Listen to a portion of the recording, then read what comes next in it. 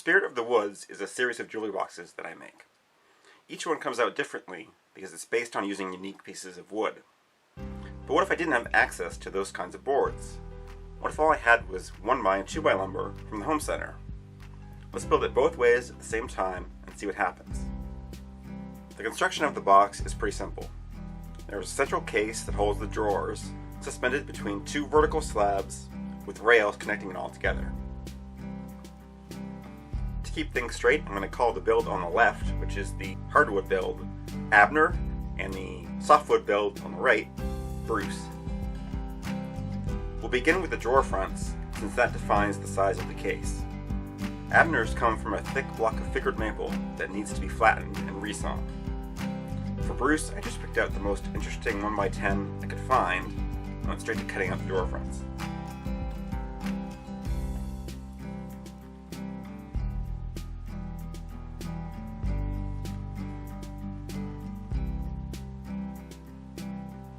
The cases for both use the same construction, though I have to resaw the top and bottom for Abner. The walnut warped quite a bit after resawing, so I had to adapt to using much thinner pieces than I was expecting.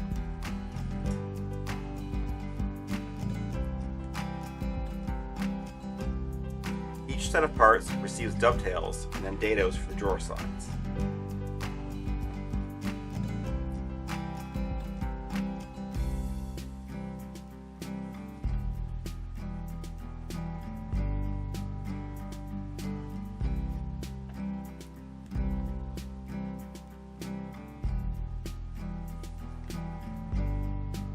When gluing in the drawer sides, I only glued the front end, and I'm sure to make mirror images.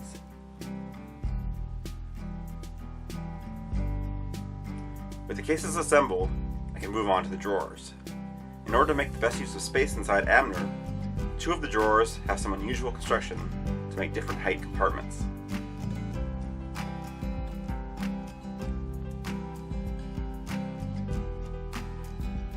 Getting the drawer fronts applied with even spacing takes a lot of fussing. With Abner, I have to work from the top and bottom towards the center, which complicates matters.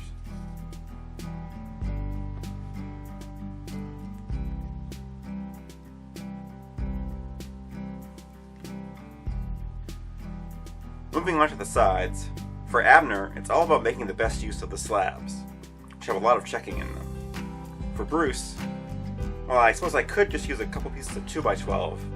Don't think that would look very good. I rip the 2x lumber into narrow strips, shape the edges, and then laminate them together in a bending form.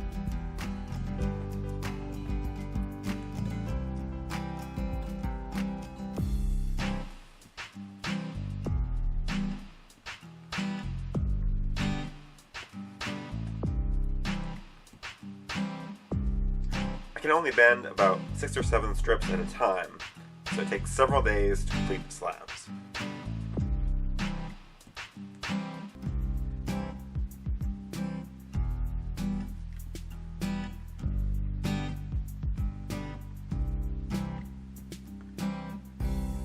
The rails for Bruce are simple and straight. For Abner, I want them to follow the grain in the top and the bottom. I use the same process as with Bruce's side panels, on a smaller scale.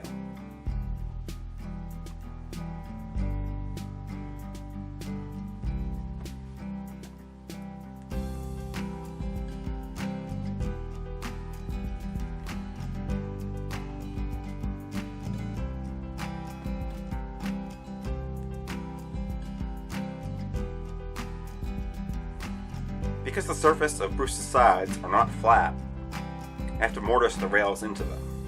For Abner, I like to just use dowels.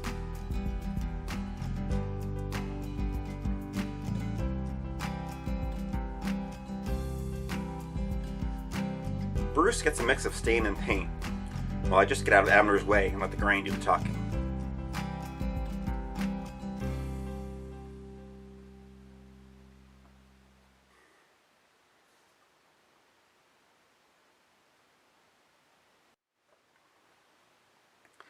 In the end, it's not about which came out better or how different they appear.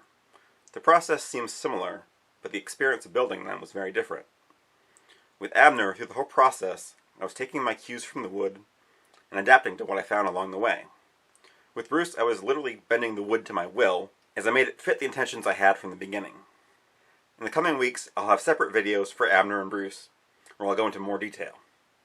So you may want to subscribe so you don't miss those. If you want to see more dual builds in the future, let me know down in the comments. Thanks for watching.